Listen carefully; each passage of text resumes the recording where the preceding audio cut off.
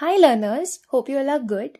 So in this video, I will be discussing about different process type questions which come in different competitive exams. So basically this video is going for those who will be going to appear in different competitive examination in future, like for CUET UG, CUET PG, UGC NET in Commerce, Management, in PGD Commerce, or in different state assistant professor examination. So these questions plays a very important role. ये question हर बारी किसी न किसी type में आ ही जाता है.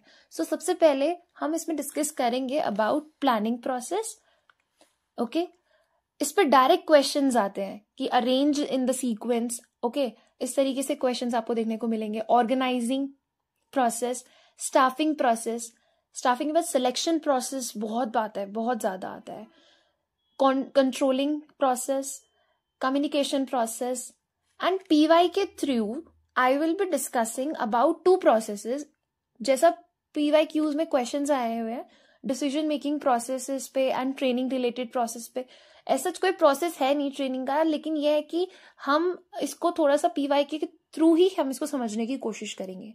ठीक है, तो इस प्रोसेसेस के कंप्लीट होने के बाद I will be discussing about different PYQs which have come in different competitive examination also. So साथ साथ आपको पता लग जाएगा कि किस टाइप का क्वेश्चन फ्रेम हो सकता है.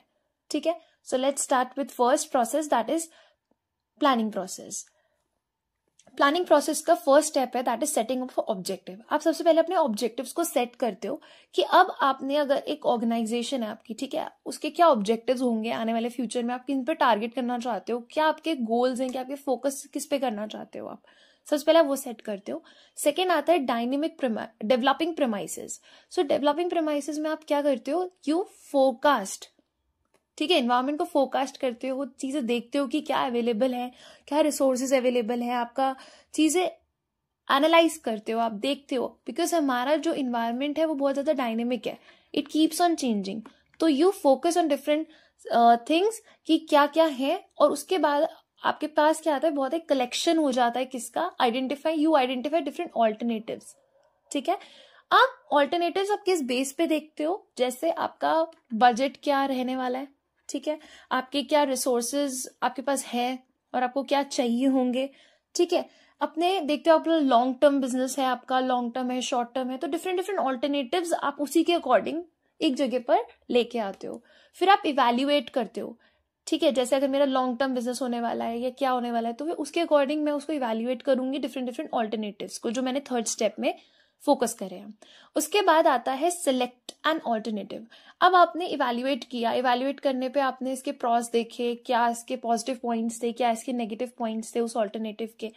ठीक है, उसके बाद आपने उसमें से एक बेस्ट ऑल्टरनेटिव को सेलेक्ट कर लिया. After that you implement that plan. जो आपने सेलेक्ट किया, अब आपने उसको इम्प्लीमेंट कर दिया, करके देखा कि अब ये फाइनल जो हमने डिसाइड किया है ये कैसा होगा. और उसके बाद फॉलो अप एक्शन की बात आती है. जैसा कि आप देखते हो कम्युनिकेशन प्रोसेस वगैरह में फीडबैक लेते हो आप, ऐसे ही फॉलो अप एक्शन का मतलब होता है कि आप उसको कर चुके हो, अब आप उसको ट्रैक करो कि क्या ये सच में ठीक जा रहा है या नहीं जा रहा है. So you follow up that action की सही है, कुछ प्रॉब्लम तो नहीं आ रही, लोगों से फीडबैक लो, देखो उसमें क्या क्या नई चीजें और डाल सकते हो. तो ये सब चीजें आप कलेक्ट करते हो, रिसर्च करते हो बेसिकली कि आपने जो डेवलप किया वो सूटेबल है या नहीं है. उसके बाद तो ये हो गया हमारा प्लानिंग प्रोसेस. ठीक है, 7 स्टेप्स हैं, बिल्कुल सीक्वेंस में लर्न कर लेना, हर कॉम्पिटेटिव एग्जाम में आना ही आना है. ठीक है, उसके बाद ऑर्गेनाइजिंग प्रोसेस. ऑर्गेनाइजिंग प्रोसेस आपने पढ़ा है ना, planning, organising, staffing, directing, controlling. Business studies में हमने करा भी ये चीजें. तो उसमें ये जो ऑर्गेनाइजिंग प्रोसेस रहता है, इसमें आपने क्या देखा था, identification and division of work. आप आइडेंटिफाई करते हो और वर्क को डिफरेंट डिफरेंट डिविजन्स में बांट देते हो. उसके बाद डिपार्टमेंटलाइजेशन. अब डिपार्टमेंटलाइजेशन मतलब ये हो गया कि डिफरेंट डिफरेंट डिपार्टमेंट्स हैं एक ऑर्गेनाइजेशन में, whether it could be a product manufacturing department हो गया, सेल्स से रिलेटेड हो गया, मार्केटिंग हो गया, ठीक है, और whether it could be a finance department. So different different departments में डिवाइड कर दिया जाता है काम को, so that it would be efficient work हो. ठीक है, इफेक्टिवली काम हो हर चीज का और एफिशिएंटली वर्क हो, रिसोर्सेज का प्रॉपर यूटिलाइजेशन हो. ऐसा नहीं है कि एक ही काम दो डिपार्टमेंट कर रहे हैं तो रिसोर्सेज भी वेस्ट हो रहे हैं. ठीक है, वर्क इफेक्टिवली हो, टाइमली कंप्लीशन हो काम का. ठीक है, आप साथ साथ ये भी देखते हो।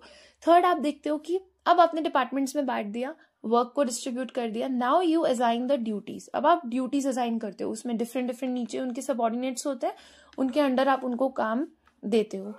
उसके बाद अब आपने जो भी काम दिया, ड्यूटीज उनको दी, ठीक है, साथ साथ आपको ड्यूटीज के साथ उनको अथॉरिटी भी देनी पड़ती है कि हाँ पावर ले सकते, आपके पास पावर है, आप डिसीजन ले सकते हो।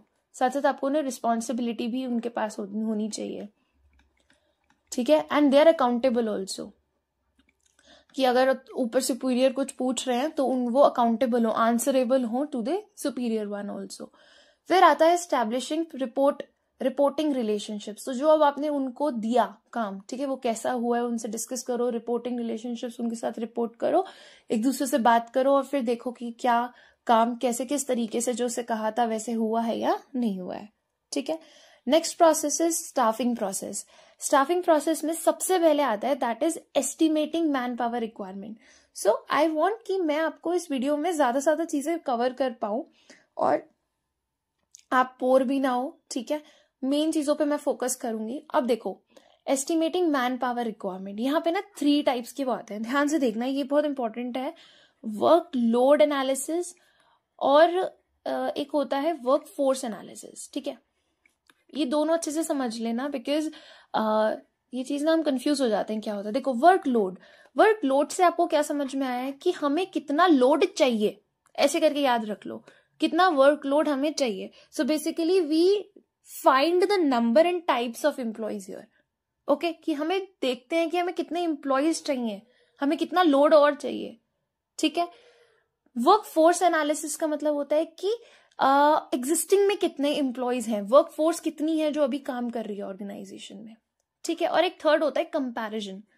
You do comparison between workload and work force, कि कितने लोग चाहिए और वर्क फोर्स मतलब कितने लोग एग्जिस्टिंग है, तो इनमें आप कंपैरिजन करते हो और उसके अकॉर्डिंग, फॉर एग्जाम्पल अगर मैं देखूं कि मेरे को चाहिए लोग जो चाहिए दैट इज 50 और फॉर एग्जाम्पल वर्क फोर्स जो है मेरे पास यहाँ पे वो जो एग्जिस्टिंग है वो कम है, ठीक है, लाइक 40 है, तो मुझे चाहिए 50 लोग, तो मैं क्या करूंगी यहाँ पर मेरे को और स्टाफिंग करने की जरूरत है, मुझे और लोग हायर करने की जरूरत है यहाँ पे, ठीक है।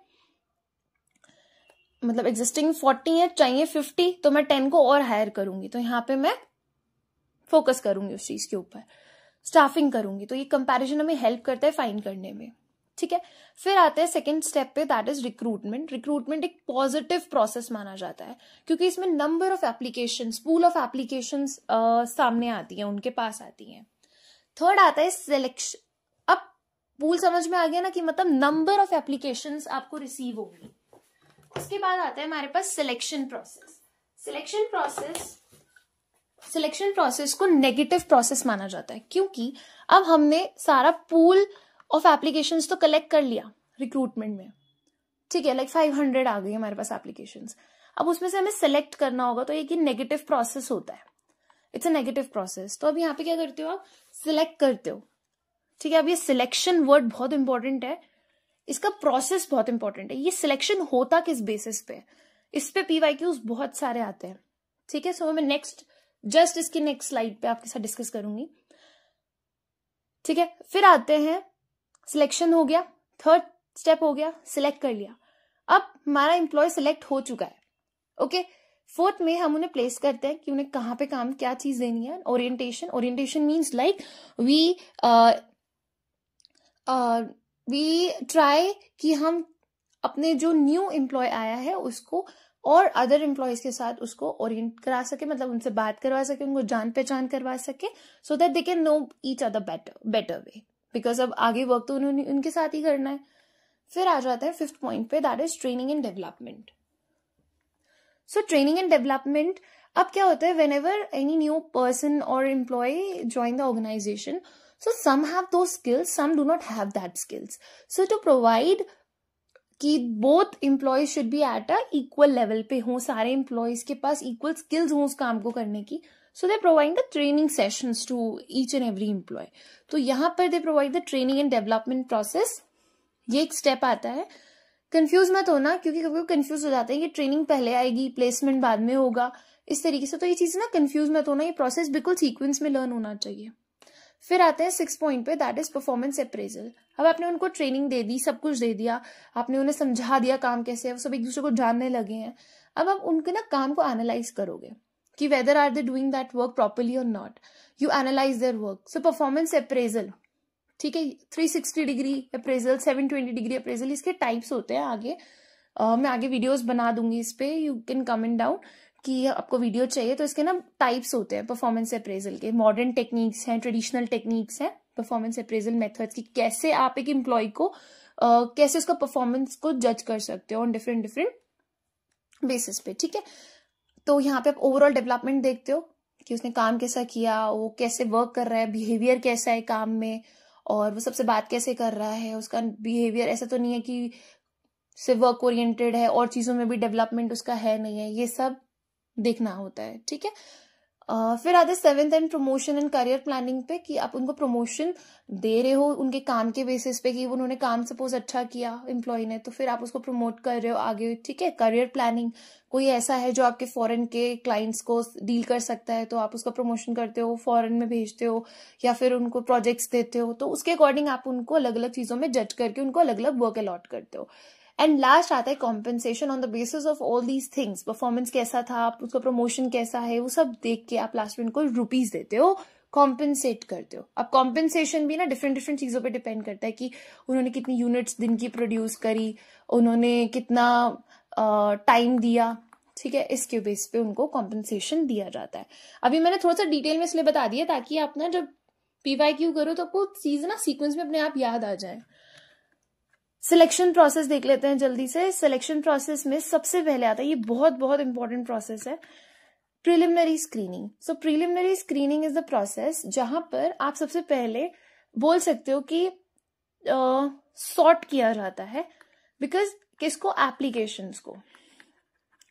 मतलब अब फॉर एग्जाम्पल एक ना आप देखोगे डिफरेंट डिफरेंट लिंक्डइन वगैरह पे कहीं पे भी अप्लाई का ऑप्शन आता है, लोग क्या करते हैं, अप्लाई का बटन देखते हैं, they just go and apply on this, और अपना रिज्यूमेस में अपलोड कर देते हैं, और ये भी नहीं पढ़ते कि ये किस चीज के लिए है, कब है, कैसे है, इसमें BCom चाहिए, MCom चाहिए, इसमें क्या चाहिए। तो लोग को लगता नहीं अप्लाई है, हम कर रहे हैं, हम रिज्यूमे डाल देते हैं। तो अब यहाँ पे कंपनी के लिए ऊपर एक बहुत बड़ा रिस्पॉन्सिबिलिटी आती है कि प्रीलिमिनरी स्क्रीनिंग उन्हें करनी होती है।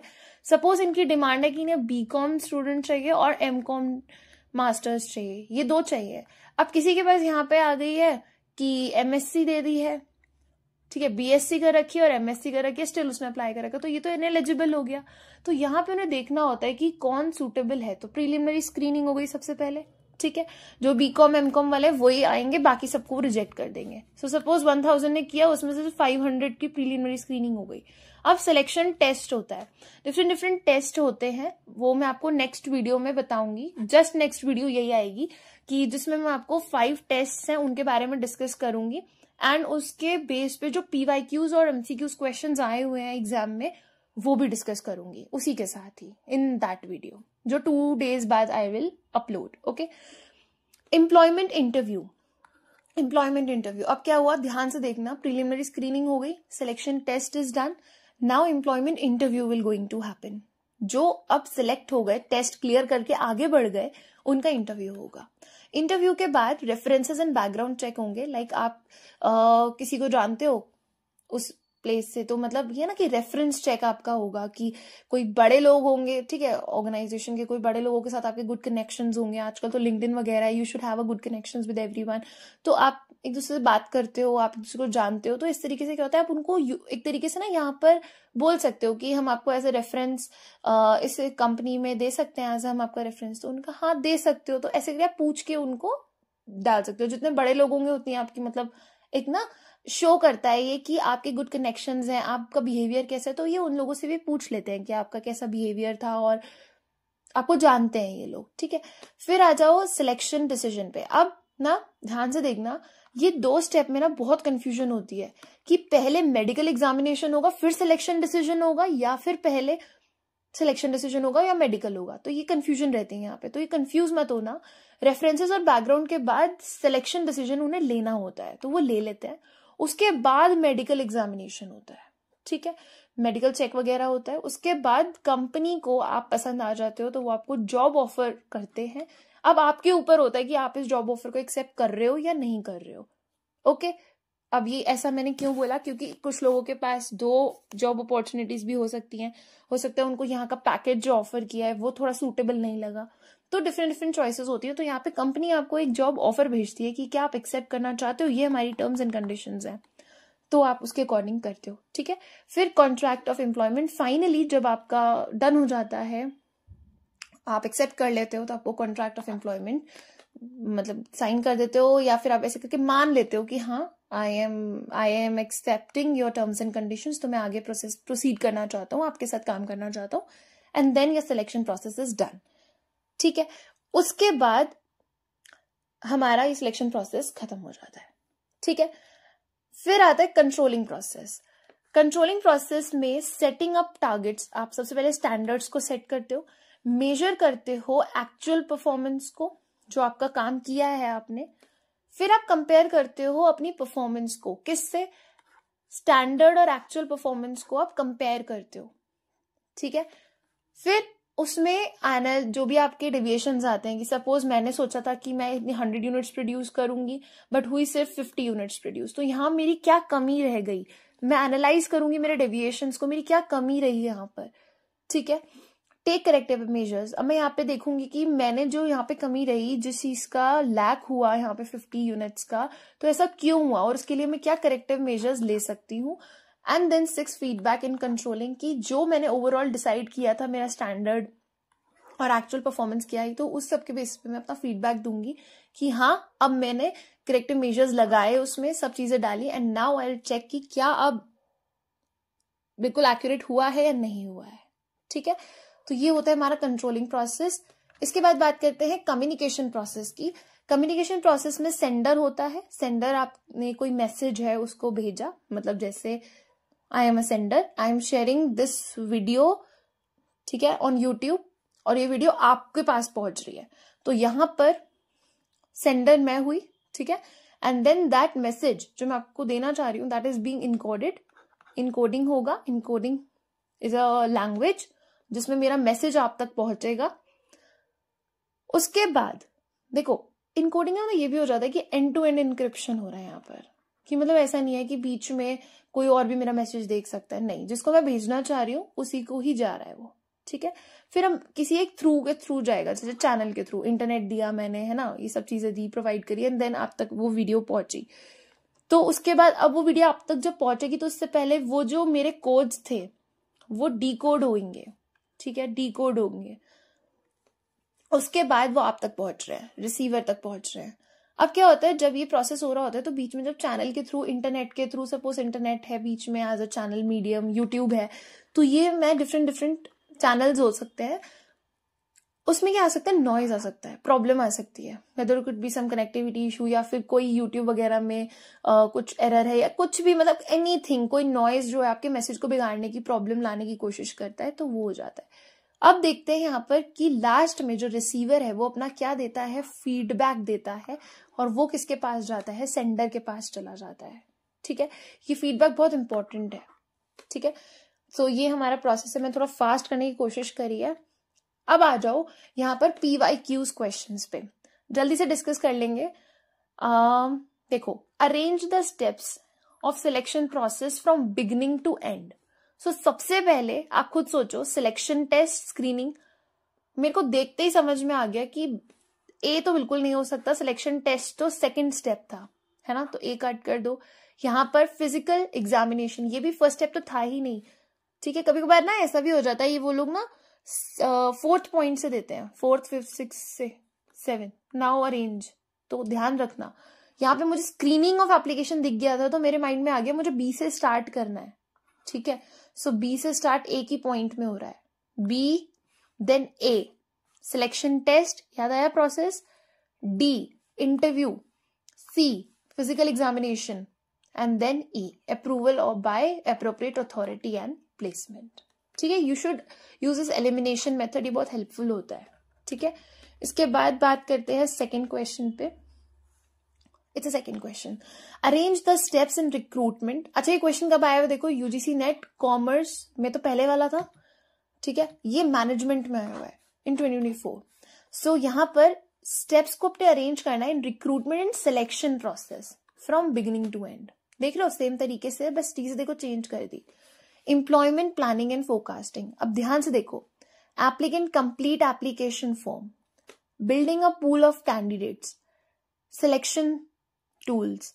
तो यहाँ पे building a pool of candidates, तो ये तो रिक्रूटमेंट लग रहा है मेरे को, है ना। अब देखो सिलेक्शन टूल्स, थोड़ा सा भी इसको देखते हैं। कैंडिडेट्स बिकम एम्प्लॉयज, तो यहाँ पे कैंडिडेट्स एम्प्लॉयज बनने वाले हैं। Interviewing candidates to make final choice, तो अब यहाँ पे सबसे पहले मैंने जैसे ही देखा तो मेरे दिमाग में आया कि मेरे को मैन चाहिए, कितने चाहिए मुझे लोग, ठीक है। तो यहाँ पे एम्प्लॉयमेंट प्लानिंग एंड फोरकास्टिंग मैं करूंगी, मुझे कितने एम्प्लॉयमेंट के लिए कितने लोगों की जरूरत है, प्लानिंग एंड फोरकास्टिंग। ए तो देखो 4 में है। अब देखो building a pool of recruitment, pool बनाऊंगी मैं रिक्रूटमेंट का, ठीक है, रिक्रूटमेंट प्रोसेस होगा कैंडिडेट्स का। सो यहाँ पे हो गया सी। फिर देखो और किसी में आ रहा है सी, हाँ। अब इसको कट कर दो और इसको कट कर दो। अभी कंफ्यूजन होती है पेपर में, ऑन द स्पॉट चीजें नहीं क्लिक करती हैं, बट आपने थोड़ा ध्यान देके समझना है। अब देखो applicants complete application form, complete कर रहे हैं, या फिर देखो F point, interviewing candidates to make final choice. अभी फाइनल चॉइस तो आप कर ही नहीं सकते हो ना, वो तो लास्ट में करोगे। तो एफ पॉइंट में मुझे कटता हुआ नजर आ रहा है। अब यहाँ पे मुझे क्या दिख रहा है कि मैं सबसे पहले एम्प्लॉय प्लानिंग कर लिया, मैंने पूल ऑफ कैंडिडेट्स देख लिया। After that I focus on applicants complete application form, okay. उसके बाद यूजिंग सिलेक्शन टूल्स क्या होंगे, फिर कैंडिडेट हमारा एम्प्लॉय बन जाएगा, और नहीं कैंडिडेट तो लास्ट में, ये हमारा लास्ट स्टेप होगा, ठीक है, ये हमारा लास्ट स्टेप होगा ई।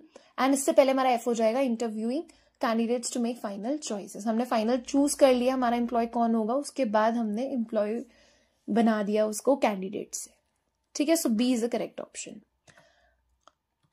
अब नेक्स्ट पे आ जाओ, this is the third question, ये यूजीसी नेट कॉमर्स में आया हुआ है। सीक्वेंस में अरेंज करना है आपने मैनेजरियल डिसीजन मेकिंग प्रोसेस, ठीक है। सो ये क्वेश्चन नंबर 3 है। यहाँ पे देख लो, सबसे पहले डिटरमाइन करते हो आप ऑब्जेक्टिव को, select the best solution, implement the decision. देखो इंप्लीमेंटिंग वर्ड थोड़ा सा आते ही ना माइंड में आता है कि ये लास्ट होगा प्रोसेस, तो सी हो सकता है ये लास्ट हो हमारा। डिफाइनिंग द प्रॉब्लम, या सो सबसे पहले defining the problem, identifying possible solution. So यहाँ पे कंफ्यूजन होती है, ध्यान से देखना।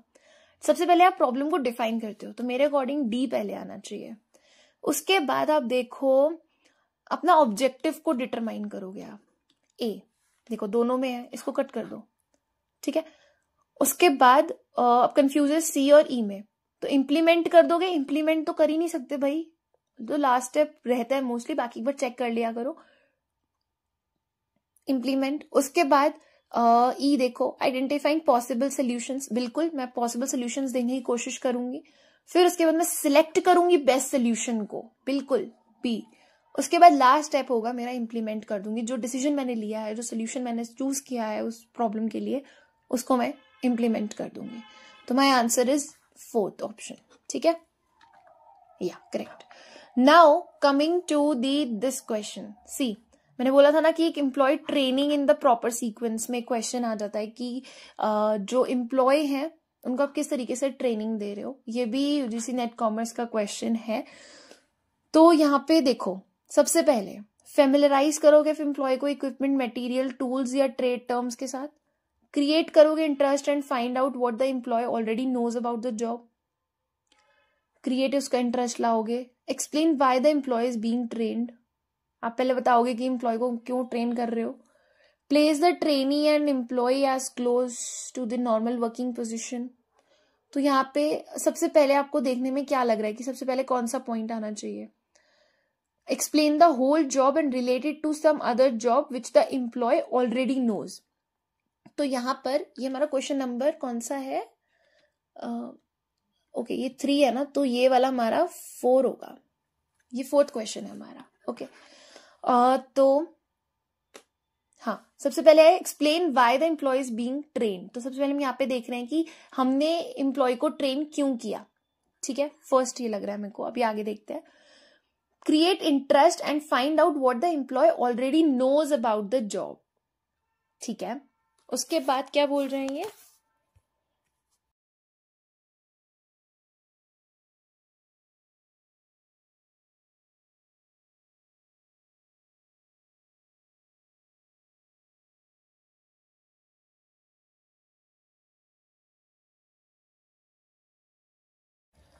फर्स्ट ऑप्शन हो गया यहाँ पे हमारा, मतलब जो फर्स्ट मुझे लग रहा है कि आना चाहिए, that is explain why the employee is being trained.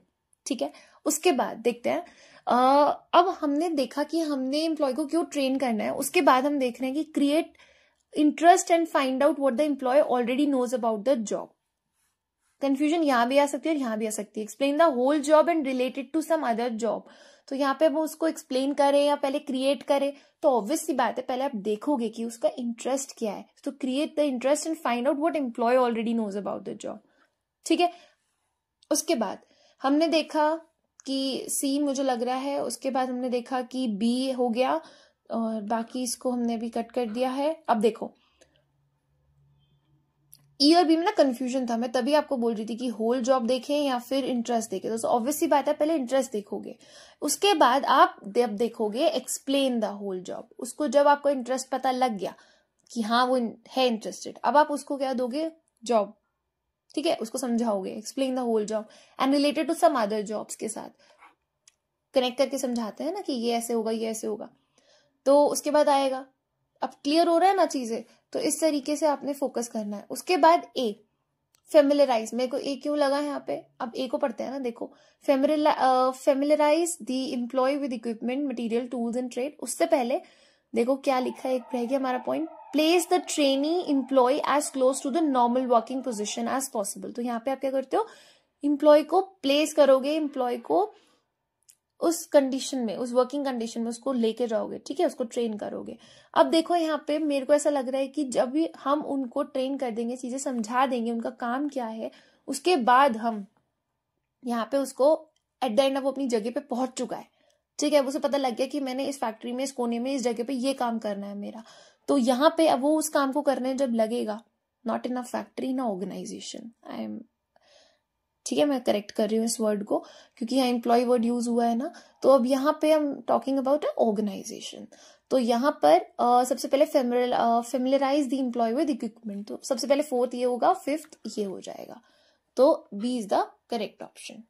ठीक है, या सीयूईटी यूजी में एग्जाम में क्वेश्चन आया हुआ था ये वाला, Ruskin the sales supervisor of MTS limited is in the process of selecting salesman until that the step for employment. तो आपने इसको वही है, अरेंज करना है इन सिलेक्शन प्रोसेस में।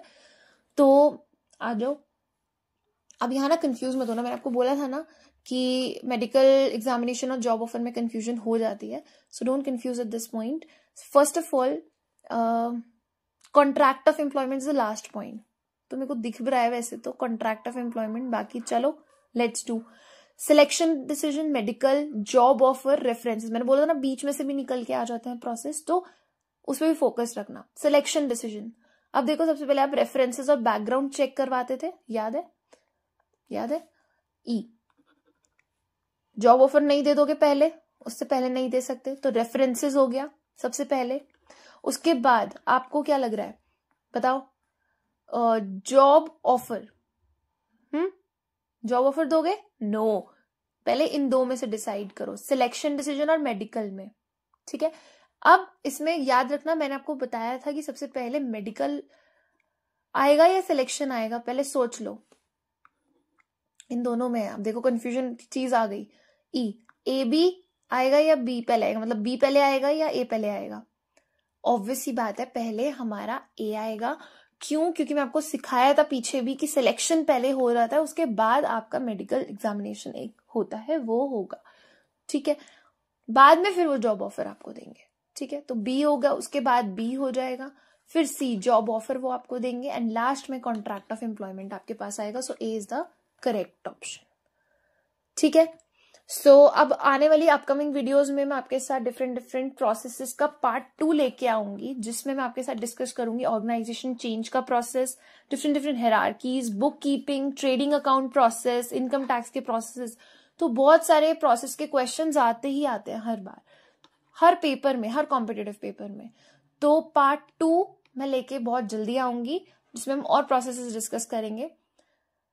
ठीक है, by that time you can subscribe to my YouTube channel, that is Commerce Elite with Muskan Kharbanda, and you can also join the Telegram channel Commerce Elite with Muskan. You can scan this QR code and you can easily join my YouTube channel, sorry, my Telegram channel, And for YouTube channel, you can subscribe to this channel. Thank you so much, everyone. So I hope you enjoy this video, and if you like this video, please subscribe this channel, and bye bye. Take care, everyone.